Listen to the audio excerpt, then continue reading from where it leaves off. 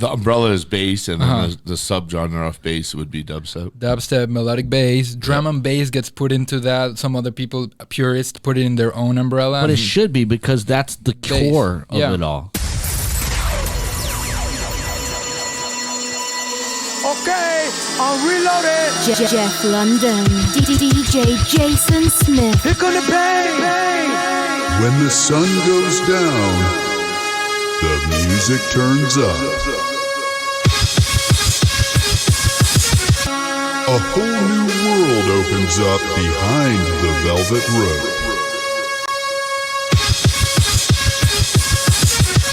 Join us as we take you behind the scenes of the nightlife world. Are you ready? DJ Jason Smith, Jeff London. I'm the promoter, he's the DJ podcast, live from Boston, Massachusetts. What's up, dude? Episode 32. Yo, Happy New Year's, motherfuckers. Episode 32, 2022. Welcome to the new year. We had a couple weeks off. It was nice. Enjoyable, but glad to be back. Well, it's not nice to be away from you guys, but it's nice to have some time to, just do some other shit. With you. Yeah, man. It's nice to breathe a little, to be honest with you. How was your New Year? Where were you, Shrine? Yeah, I was at Shrine. It was just a typical New Year kind of situation. Like, what it's difficult. Yeah, it's difficult, to be honest with you. I had a hard night. It's not that easy playing New Year's sometimes because I play a little eccentric. And when I play a little eccentric, if you have a crowd like eccentric, sorry, my nose is a little stuffed up. It's a little chilly outside out here in Boston. Yeah, I kind of played over people's heads because, like, those were definitely people that don't go out very often. Right. And they are like, oh, can you play, like, a Chris Brown? Or, like, they want to hear, like, super, like, Spice Girls and stuff like that. And I don't have a lot of wedding kind of songs and stuff like that. Any ABBA? Well, that's a banger right now. Yeah. That's coming back. James Wang requests that every time he's out. And gimme. James Wang, what up? Speaking of James Wang, they got me at Sapphires January 30th, so be on the lookout for that. What day of the week is that? It's a Sunday night. It's the hottest party in New York on a Sunday. Might have to come out for that one. Were you Thursday? Next Thursday, I got I'm coming back to my old roots. I've had a residency in Atlantic City for over 12 years. And I haven't been there in 2 because the club that I was working at just reopened, and I had a nicer offer to head somewhere else. And I will be debuting at HQ2, which is at the Ocean Club. Nice. I think that's the Ocean Hotel. Yeah, the Ocean. And I'm excited for that, to see my guys Zach and Jason Weiss and my good friend Lou B and Manny and everybody, the whole team over there. I'm excited to be a part of it, and it's going to be great. Manny's a great guy. Manny's fucking best, man. Manny's a Boston legend. Yeah, man. So I'm excited to be in AC, man, to see all my old friends. I've had a long relationship with that city, and I can't wait to get back. Speaking of long relationships, if anybody saw the Instagram, my Instagram the other day, had I forgot. A great picture. Well, we reenacted a picture from 13 years ago. It was myself, Jason, and my good friend Swayze was in town. Swayze. So we recreated the picture from the first day I met Jason, which is pretty cool. It was like, I think it's 13 years ago. Yeah, but I can't remember where we were. A few of us changed. What was it? I don't remember. Well, you were at District, but you weren't playing there. But there's definitely a lot of gray hairs in my beard compared to... Actually, I didn't even really have a beard back then. You were like 100 pounds heavier. Swayze had short hair. It's crazy the fact that I was like that, but I wasn't that big. I never, ever hit over 200. Ever. Well, you carried it in your face back then. I carried it in my fucking face, man. Definitely. It made me look bloated. I don't think I was fat. I just think the food that I was eating was making me bloated. That's what I say every day. All right. Yeah. We got some questions of the week. We love the questions. Keep them coming in. Hit us. One of them. Follow us on our Instagram so you can see the questions. You can be part of the show, and you can interact with us for sure. So what's the question of the week, bro? One of them's for you, and it's from show Kyle. Not Smile with Kyle, another Kyle. But have you ever worked with Rakim? This is a pretty amazing story. You might have told the story on here, but we need it again for our new listeners. It was like, what the fuck was the name of this club? Nell's? I think it was called Nell's. Where was it? Manhattan. Yeah. It was 20. Shit. Nell's was on 14th Street, I believe. Mm-hmm. West Side. It's where the old Derby is, like right there. If you're familiar with New York City, it's the old Derby. It's the up and down. It's that little block right there. It might have been the old Derby or up and down. I don't remember. Things change so quick. My good friend Ricky and I were talking the other day, and we were talking about what happened, what went into, there's a new strip club opening in New York City. It's going to be a huge project. Yeah. And it's going to be like huge, like 5 stories. Wow. And it's a famous group doing it, not 11, but it's a famous, a big name place. Right. And immediately I thought, they're going to go into the old Hustler spot, because that Hustlers is huge on the West Side Highway. And he said, no, they're going to go into the old Space. We had Space Ibiza in Manhattan, and that club used to just be amazing. So we were like, maybe that's the old Exit?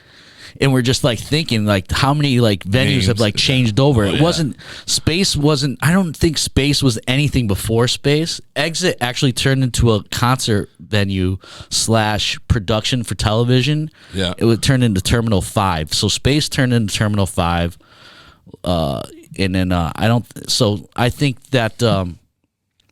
Space is going to turn in. I'm assuming that building is going to be the old Space building. It is pretty dope. I remember being there at like 6:00 in the morning, and all of a sudden, the like shades lifted up, and you could just see the big Intrepid, aircraft carrier right out the window, and you're like, oh shit! I didn't even know there was windows there. Right. And you're like 6:00 in the morning. It's just like Deep Dish is playing. It's like boom. Boom, boom. Dude, it was crazy. So, yeah, Nels. Wow. What a fucking way to go off course on that one. So it was like, I was opening, and it was my first night playing there. I'll never forget, I had a PC. Shout out to people that rock PCs, the DJ, Hurley. And when I was told that I needed, at PC, I needed an external hard drive. Right. But back then, they're not like they are now. This thing was a fucking brick house. Yeah. Like, I mean, it must have weighed 5 pounds. So I'm getting there, and I'm DJing, and they're like, yeah, you're going to play till like midnight, and then D-Nice is coming on. Well, first of all, I love D-Nice. And this is the first time I actually met D-Nice. Plug in. I'm excited about the night. Of course, I'm anxious as hell. My stomach's bubble guts. I'm just like, it's a lot of pressure. You know what I mean? Right. Your first gig at a big club, and and you just want to rock it, and you're just like, you get in your head a little bit, because I care so much. That's why I get it like poopy doopy. So plugged in, I'm ready to go. All of a sudden, like, shit's just not working right on my computer. I'm like, oh my god, my external hard drive's not firing. So thank God for New York City being as beautiful as the city as it is. I'm like, D, I'm having major problems, bro. Can you hop on now? I'm going to run to the Apple store, 2:00 in the morning. Oh, yeah. No, it wasn't 2, but it was like midnight. I remember this story. Jump in the cab, run to the place. I'm fucking sweating in this place as they're like trying to figure out the problem. I get back. D's like, yo, good thing you're back. He's like, yo, Rakim's about to perform, and you're going to DJ for him. I go, what? Yeah, you're going to DJ for him. All right, dude. Now I'm thinking in my head, like, I know Rakim, I know his music, but in that moment of pressure and like, what do you want to do? I totally had, and back then you didn't have the access. This was like the beginning stage of Serato, like the first year. So like, I really didn't even know how to like look up the files or like, I had no idea. And half the problem was I needed, when I got Serato, instead of building it throughout the years, I needed it Thursday. I needed it Friday for a gig. I got it Thursday. Right. No music. Scribble just dumps everything on me. Shout out DJ Scribble. And he just dumps tons of music that just so fucked up, shitty quality, just like it wasn't his fault. It's just like we didn't know then. Here you go. Right, you know, Serato was so brand new, and I'm just so nervous. And he was like, I don't even know why he just didn't do it himself, but he was like, yo, I'll just sit in here with you and I'll tell you what to do. He goes, keep playing. Rakim will perform longer. So I just kept going and going and going. And then after like the nervousness went away and like 3 songs in, I didn't really need D anymore. I found the groove, you know what I mean? And Rakim kept performing and it was dope, man. And it was just so legendary to. Did anybody get a picture of that? No, but I do have I've hung out with Rakim a few times, and again, shout out to Rakim. He's the greatest. He paved the way for everybody. I don't care what kind of hip hop you listen to. It wouldn't be any of it without a gentleman like Rakim in his street knowledge and the way he spit and the way he changed hip hop music from basically being like rap attack do ba da da like to like hardcore street shit. You know what I mean? There would be no Gangstar without Rakim. You know what I mean? There would be no street. He brought the streets to hip hop instead of like it being like that old wild style basketball jam, you know, records for like, you know, the Furious 5 and shit like that. You know what I mean? So yeah, that was dope, man. And Rakim was always very sweet. My cousin, shout out my cousin Slim, worked with him for years.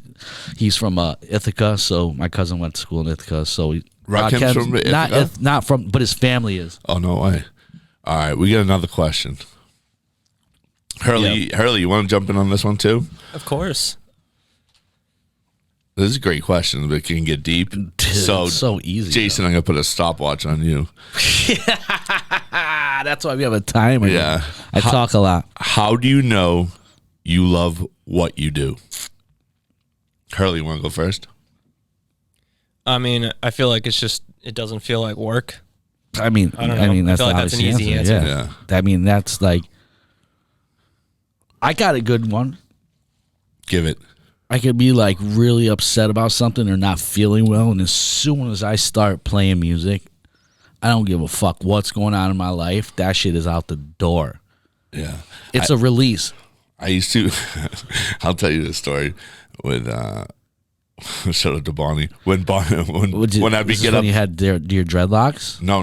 This is like recently. Oh, recently. Yeah, okay. Yeah. When I'd get upset or something, Bonnie would literally switch to like a reggae song that I just love, and my mood would just instantly change. Feels like a little kid when my pacifier. Shut up. It's almost like your oh shit, what's the word I was looking for? Like it's like your life hack. Yeah. So yeah, I know. Like my first vacation. Shout out, Jeff loves reggae music. If you guys don't know by now, but reggae music was such a beautiful thing in that my first vacation I ever went on was to Jamaica. Not because I cared about going to Jamaica, but because I cared about the culture of Jamaican music so much that I wanted to go there. Yeah. I love it. Yeah. I mean, I guess we have all these different love what we do. We love this podcast. We love, working in nightlife, DJing, music. We have a lot of, loves out here. I think one of the things is that besides obviously what Hurley said is, but on the second hand, it's not all roses and fucking strawberries. Exactly. So, but you wake up the next day and you get excited to do it again and fix what didn't work out so well. I try to do that with life also. I've been doing that for many decades. Yeah, man. Still working on it. Facts. Working under construction, work in progress. Yep. WIP. But yeah, I mean, still enjoying these nights. The good come with the bad. Just having. They're not all great, man. No. They're really not. But still having these great ones that make you love. Love it all over again. Of course. It, or a new song comes out and you just like, for the first time, you just like, sometimes new music is really shitty and you just hear a song that really brings it back. There's a lot of shitty music out there right now. And we've talked about that enough. But you know what I mean? It's like Hurley and I spoke about it too off air the other day about everything that's going on. So it's just the way it is, and you just have to navigate. The thing I hate the most now is I used to actually enjoy going to the blogs and getting music. Yeah. Because it kind of ciphered through the shit a little bit. Right. Now I'm going on these fucking record pools and I'm spending hours. Yeah. And I'm dialing and loading like 2 or 3 records. Right. You know what I mean? It's like I'm starting to the point now where like I'm like maybe I don't need to be in this record pool anymore because fucking there ain't no shit. Well, why don't you start a business where you go through the pools? No, I can't do that because the shit that I would put up would be so weird and eccentric that it. Well, Jason's picks of the week. Yeah, I can't even come up with 5. It's crazy right now. I just, dude, I've been playing some really weird records that everybody knows. I don't play over people's heads where I'm like coming in there and playing like weird like drum and bass or dubstep or anything like that. I'm playing like shit that everybody knows. I know the age group of the crowd that I'm DJing for. So I have a crate that's like 2010, 2015. That's when they were in their teens in high school. You know what I mean? And you just navigate from there, dude. I don't think I need to be playing so much new music. Speaking of dubstep, we're going to hear about... Oh, we are? We're going to hear about dubstep later from our boy George. Yeah. One time George. Our boy George. George A. Should we get to sum me up? Yeah, man. Let's go, bro. Let's do this. I'ma get on Yelp. I'ma get on Yelp. I'ma get on Yelp in a minute and review this piece of shit place. Yeah, if you don't know right now, it's that time of night, time of the day, time of the show where Jeff brings us the beautiful and uncanny. Is that the right word? Uncanny. Uncanny. You're an uncanny. Yelp reviews. So let's get into it, man. What's up with this week's Yelp reviews, my man? Oh, Libby R. So if people watch on YouTube or I don't know where if you can watch it anywhere else besides YouTube, but you can listen everywhere else. But there is a picture that goes along with this. So you got to check out this picture. And Libby R says, maybe don't put an extremely hot space heater in the middle of a hallway at leg height when it's crowded. Thanks for the 2nd-degree burns. And when I say this girl's legs are burned, they have burn marks. They're like scarred. Yeah. To be honest with you, it looks like 3 different people. I think that's 3 different weeks of healing. Damn, son. Yeah. So Libby R does not like space heaters. Why would you have a space heater in the club, by the way? No club. I bet you it's like somewhere in the Midwest for sure. Not saying there's anything wrong in the Midwest, but I've been to like some weird ass places in like Arkansas that I could see. Yeah, but why would you need a heater in Arkansas? I don't know. Does it get cold out there? Sure. It gets cold everywhere. Kansas? But it gets freezing in Boston. We don't have heat in the clubs. No, we have heating systems. No, we don't. We don't have heating systems? We only have air conditioning? Yeah, we don't have a heating pumps heat inside a club. Yeah, man. No way. Whatever. You're out of your mind. What did Alice and B have to say?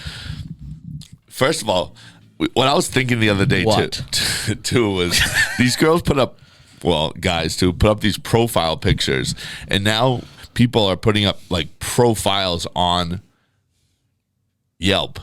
Do you think like people go searching through and like I do. And look out for girls? Like, oh, for girls? No, I don't do that, you weirdo. I look up people's reviews, and if they've wrote several reviews, I follow that person. You don't think that people are starting to hit on people and found them on Yelp? You got to be some different type of dude to do some shit like that. Yeah. Well, you got to be like super weirdo. I mean, I'm a super weirdo, but I mean, it could. But you could tell a lot by the girl. Be like, yo, Allison, I see you had a hard time at this club. I'm so sorry to hear that. No, but how are you today? But you can tell if they're a negative person or not. Like you could, like all the 1-stars, they gotta go. They're so negative in life. I don't want your negative energy in my life. No, and take your 1-star reviews and go home. Yeah, I'm only dating girls with 5-star reviews. Yeah, they're very positive. True. Yeah, I like that. I like that. My new dating site, Yelp. All right, Allison B says, Yo, forget Tinder, Bumble, all that. It's Yelp's where it's at. Yelp is where it's at. All right. Allison B, probably not going to go on a date with her. She's negative. Tried to enjoy it. Her profile picture looks decent, though. See, these are the ones you have to be careful about. It says she made 6 reviews, right? Is that what that's saying? Yeah. So she could be fucking fugazi. That's why she's negative. She only goes on Yelp. You think they're catfishing on Yelp already? Yeah, man. Dude, if I have a bad experience, I write it. If I have a good experience, I write it. These people, that's why I'm having trouble. Profile? Yeah. Oh, wow. Do you have your real picture up there? No, it's an NFT that I bought for $500,050. But anyway, of a catfish? No, it is actually. All right, 8-bit digital catfish, and so that's why I'm having trouble in Boston finding places to eat because people don't use Yelp the right way in Boston. They only use Yelp when they're complaining. They don't write. It's not just Boston, dude.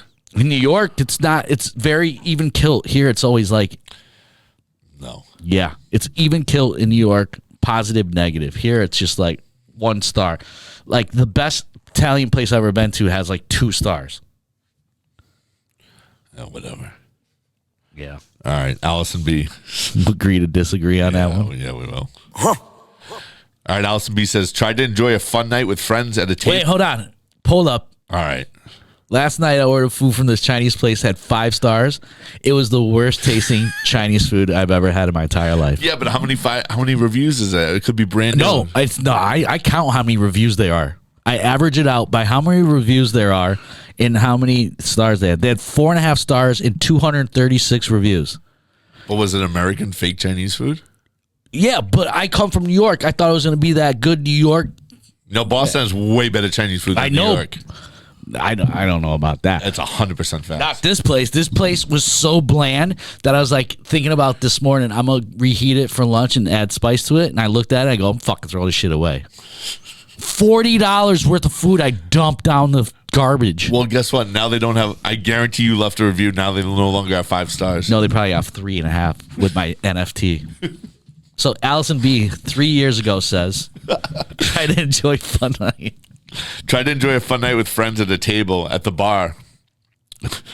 But the valet service charged us when we dropped off the car and when we picked up. So the valet double charged. Smart guy. Yeah. When we confronted the valet manager, he proceeded to punch my husband's brand new car. Unfortunately, we will have to share this dishonest service with friends. That's pretty funny. There's way more to that story than is to be told. 1,000,000,000%. Must be from Boston. It was not from Boston. She didn't use the whole Yelp review the right way. She only told partial story. Wow. She didn't tell the part that her husband probably told the valet guy he's a fucking piece of shit. And then the valet guy goes, oh, yeah? She probably didn't pay the first time. She thought she paid in the first time. She didn't. And she got so drunk, she thought she paid for it. Yep. Yeah, you want to fill in the blanks in this one? I'm going to write back. 2 people actually said it was useful. Useful for what?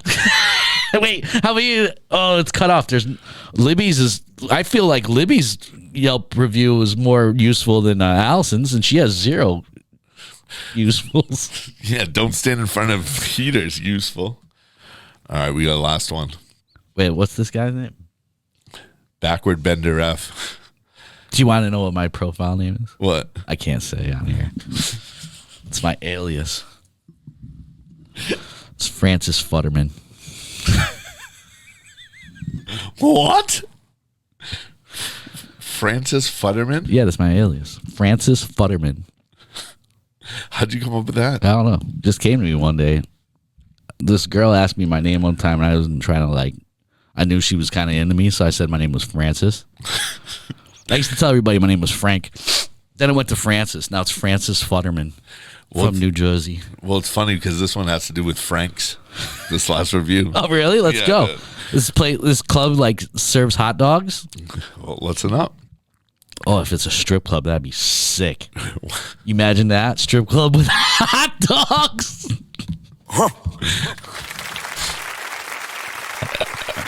Yo, me and Vern Troyer were at a strip club once. Rest in peace, Vern Troyer. In Canada, they don't have dollars in Canada because they have the coins. We were in the back row, and it was stadium seating in this strip club, and we were chucking fucking coins at the strippers as hard as we could. He's like, watch this. He's just like wheelchair. He's chucking the quarters at the. Jeez. Oh, I used to get so mad when people just call him Mini-Me. He goes, my name's not Mini-Me. It's Vern. Oh, my God. Backward Bender F says, well, we certainly tried to patronize this establishment. My boyfriend was wearing a very dapper-looking cap. Oh, God. The bouncer retorted that no hats are allowed. He put the hat in his pocket, to which the bouncer announced, no hats in the club at all. Oh, that's stupid. Now, that's reaching. Yeah. Can I put it in my purse? I beseeched. What? Patronized, dapper, retorted, announced. Wow, like she's stop, really trying to. stop. She's really trying to like show off big dick energy with this. Can I? No hats in the club at all. You can put it in your car or give it to the hot dog lady. Responsible The drinkers. hot dog lady. What, she got a cart? This must be New York City. Responsible drinkers, we Ubered to this club. We certainly were not going to Uber back just to drop off a hat. Also, no, my boyfriend is not going to give his hat to the hot dog lady, no matter how friendly she looked. What a lame club. The hot dog lady. The hot dog lady. Shout out one time to the hot dog lady. Shout out to Francis. Francis Futterman. I'ma get on Yelp in a minute and review this piece of shit place. Yeah, I've been to like strip clubs where they're like, you can't wear a hat in there, and it's cool, but they have it set up so you can leave your hat at coat check. You know what I mean? Yo, that dude was just here's the thing. That bouncer didn't want to let him in. I wear a hat. The girl was so everywhere I go. annoying. If she's something was there. Yeah, something's up. All right, we got a new segment. Well, not a new segment. We got our boy George coming in to tell us. Yeah? Okay. Go get him. All One right. time. Look at that sick edit. It's like magic. Bing, bong. Can we do that? Can we get some magic situations going for this magical man named George? So, George, what's today's topic? Hello, friends. Hello, friend. Hello. Today we're gonna talk about my favorite electronic genre right now. Right now? Yeah, it changes, it flows like water, but right now this is my jam. And which is Dubstep. nice. Dubstep. So dubstep starts in the early 2000s as a natural evolution of like drum and bass and UK garage. Yep. Fun fact, I used to spin UK garage. Well, Really? I mean, you can't. It goes hand in hand with reggae so much. Yeah. Shout out my guy DJ Lion Dub, who is huge in the Jamaican / drum and bass. He's still making those Jamaican drum and bass records in garage, UK garage. Sick, I love it. So cool. Yeah, I'm sorry. So no, that's actually great insight. Yeah, it is, Francis. So it started like a harder version of drum and bass, including like some elements of jungle, some elements of reggae. It was just like a very underground scene in the UK for like the first half of the 2000s. And then big labels like UKF and those started popping, especially due to the internet and YouTube and LimeWire and all those free software. So a lot of people had more exposure to it. Of course, yeah. And then this guy, who we all know about, named Skrillex. Yes. Revolutionized it, definitely. Revolutionized I mean, nobody sounds like Skrillex. Can you really think still to this day that somebody copied Skrillex's formula so much that you can't tell if it was this guy that did it or Skrillex that did it? I think Skrillex's quality would never be emulated. Even when I totally agree with you. That's why I asked that question. he has so many layers that are cohesive and nice and dancey. Like even when he makes house as like Dog Blood, it's so it's like the best house you're ever gonna hear because it's Skrillex. He's just so talented. house. He was in like a straight edge band for a long time, like heavy metal. Wasn't he a bass player? I think. I think he was a vocalist. He was. I can't remember. The band is called From First to Last. They were literally that's right. We did a show with him in New Jersey on the Bamboozled. There was a Bamboozled festival or some shit. Yeah. Yeah, it was a screamo band, which is crazy. Yeah. And he also used to produce for the bands. That's how he learned all the software. And then he just grabbed dubstep where it was at the current state of things and added like electro house layers and electro house like synths and stuff. and that's what we now know as dubstep. A lot of people say, "Oh, that's bro step because it's made in the U.S." But like, no, that's haters. That's literally the purest form of dubstep. What do they call bro step? Yeah. That's pretty funny. But oh shit, I just lost my train of thought. What else is new? So, I know what I was gonna say. I'm so sorry, Jeff. Go ahead. I was gonna say that's what happens when you're influenced by all types of music. You get a mashup of a mush of everything because Skrillex is putting drum and bass. He's putting that metal stuff. You could produce a wider what am I trying to say? Plethora of music when you are influenced by different types. Like me and Jeff will go home and listen to Pearl Jam, and then we'll be in the club listening to Miss Fat Booty. You know what I mean? Like, but you have all that stuff, and you can combine it, put it in one pot, like Skrillex is, and it's hard to copy that. I think as long as you do it correctly, I think. People can definitely do it and do it incorrectly. Yeah. Yes, that is 100% true. Yeah. Yeah. So that's one point, and then after like Skrillex made it so big, it's just right now it's huge in the U.S. particularly. Like we're the biggest market. I think there is a dubstep festival during the summer every single weekend. Was it Hard? Oh, isn't Hard a dubstep one too? Hard is kind of like bass house. They have a dubstep artist. But there's like Lost Lands, which is huge. It's 60,000 cap, 2 stages, massive. Like literally the same cap as Ultra, and it's all like bass. So bass is the umbrella genre because that's what I went to a couple shows we had at Big Night Live, to be honest with you, and like I have no idea who some of these artists are, and it was crazy to see the amount of people that come out for some of these guys that I don't know who they are. It's amazing. So the umbrella is bass, and then the subgenre of bass would be dubstep. Dubstep, melodic bass, drum and bass gets put into that. Some other people, purists, put it in their own umbrella. But it should be because that's the core of it all. Yeah. Drum and bass and jungle. What was first? I don't know. I think jungle came first, like in the 90s. It's such like a jungle's been out forever. I know, but it's such a UK thing. And it never really popped off in the States like it should have. Like I've seen Sound Clash with Rodigan. Yeah. And he came on with Chase. What is that? Status and Chase? Yeah. Bro, that shit was so sick. So fire. Sick. I know. Yeah. It's just like the reggae shit with the it was so dope. And then it was like Stone Love. It was Chase and Status, Stone Love, and 2 other groups. They had a Major Lazer. They had a podcast with Rodigan. I love that stuff, man. I love playing it. It just you can't really do that here in the States unless you're doing a festival. Or yeah, I tried to like implement a couple of those songs in my set, and it just like falls flat. Yeah. I think you can kind of mash up it with like a little bit of hardstyle that's soft hardstyle, a little bit of dubstep. Yeah. That's the only way you can inject it to people in the drops mainly. Yeah.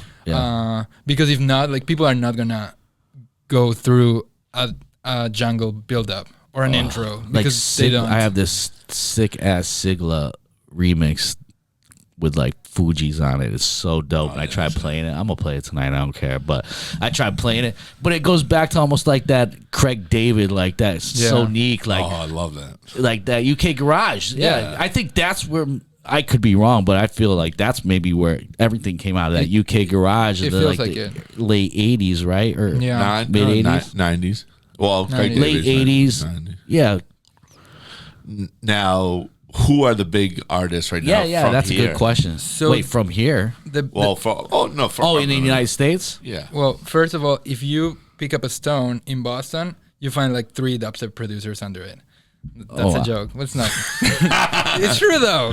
Like everywhere. Really? Dubstep DJs, That's dude. Crazy. It's literally the biggest scene in the US by far. Like if you separate electronic per genre. Yeah. So right now the biggest amazing. In purest form of dubstep, it would be Excision, I think. Mm-hmm. Excision is huge. Like I didn't get it in the beginning. I saw like 4 shows of him. And like this is actually like a fun story time. And then I was at EDC and he was playing main stage. Main stage at EDC, like the Kinetic Field has like 60,000 people or 70,000 people, one stage only, right? Yeah. And I felt like all the energy of the people and I was like, holy crap, like I love this. Like it was until I figured out the self-expression of dancing to bass music, like headbanging and like just the positive energy. Also, dubstep people are the best ravers. They are kind to each other. They do a lot of harm reduction through like smart use of substances versus other ravers that just abuse substances. Like I really, they are kinder to each other. One beautiful thing, and after I saw that set at EDC, I decided, I'm going to go to Excisions Festival, like, of course. And also, it was a point where I liked a lot of the artists. It wasn't that hard of a lineup. Like, they had a lot of melodic bass. It had Millennium. Just versatile, yeah. So I went to Lost Lands, and then as soon as the last artist played, which was Excision the first night, played the main stage, they turn on the lights, and you see every single person with plastic bags just picking up all the trash. You see people that work at the festival giving plastic bags to people. They're like the modern day hippies. And then everyone was picking up their trash. And I thought that was like the most, I never felt more proud of. Oh, were they just looking for drugs on the ground? Probably too. No, probably too. Like drugs, man. Probably too, but also like that, I felt that was beautiful. You're right. I went to one of the people that we had at Big Night again. I don't know who it was. He's like, he looked like Bass Nectar a little bit. Do you know what I'm talking about? We had him. How long ago? He had a girl open for him, and she was pretty dope too. I think it was like 3 months ago. But anyway, being in that scene, seeing this DJ, it reminded me of the old like 90s rave scene almost. Yes. Yeah. It's like raving in the purest form. Yeah. It's like takes you back to the rave days, dude. I used to love raves. I used to play hip hop in the club all night long. Then I used to do weird after party raves after. Yeah. I love that. I loved it. I just liked being diverse, and I like to feel different things and do different things. You know what I mean? Absolutely. That's awesome.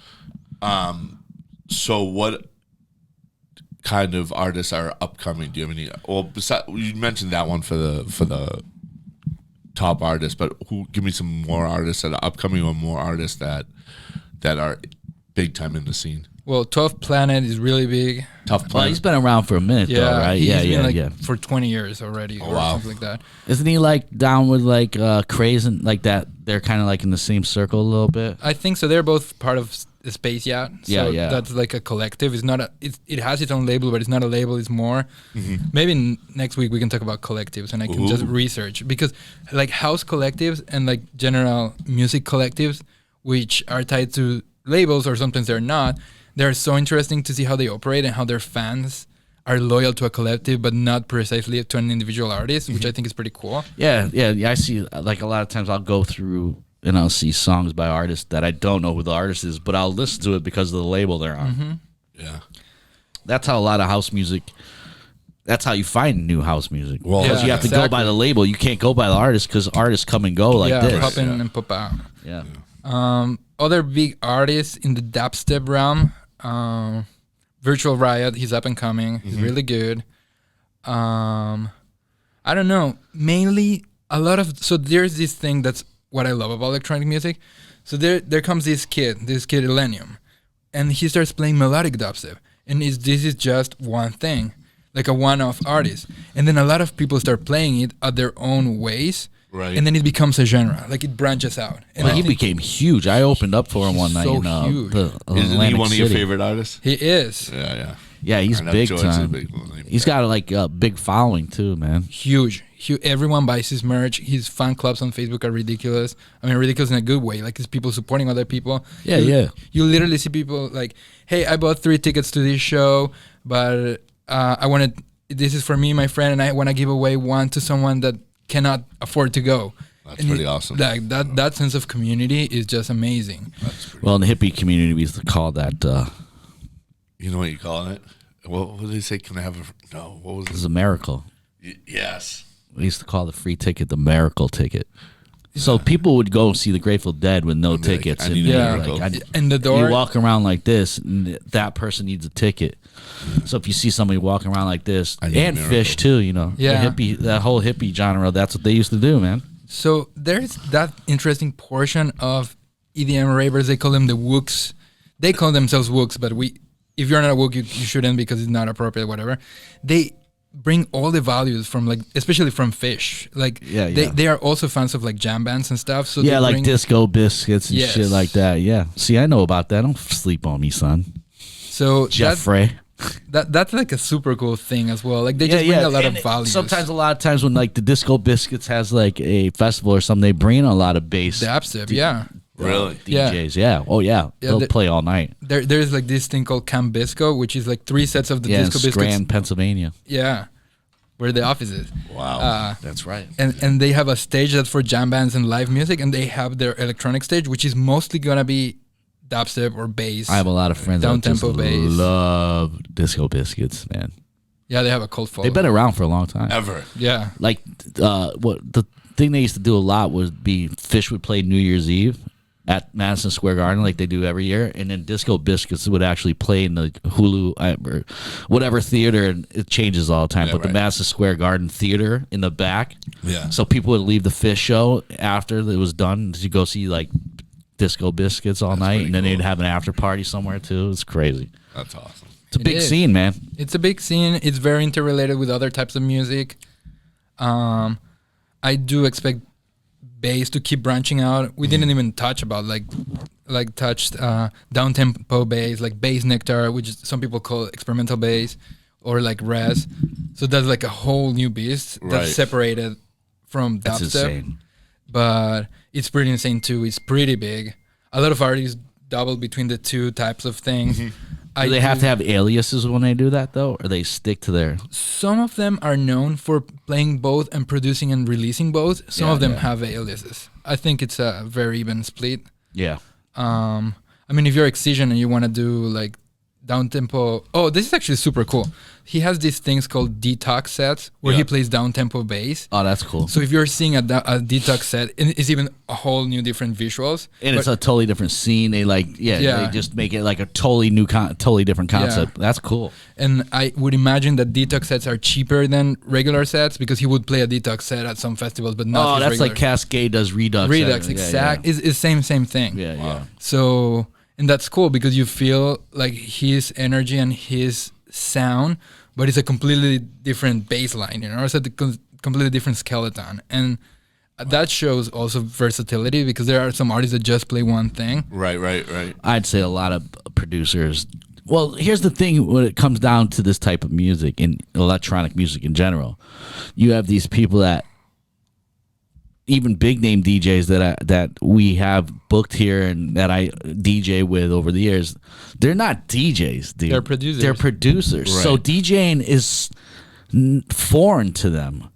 Like some like that's why I like Black Coffee so much, because it's an actual DJ.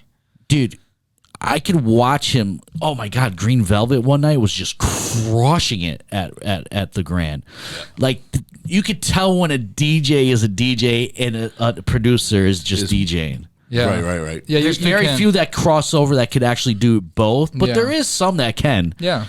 But you know what I mean? It's just like, so like they basically curate their whole thing going into like those situations, playing those other events and different experiences for sure. Wow.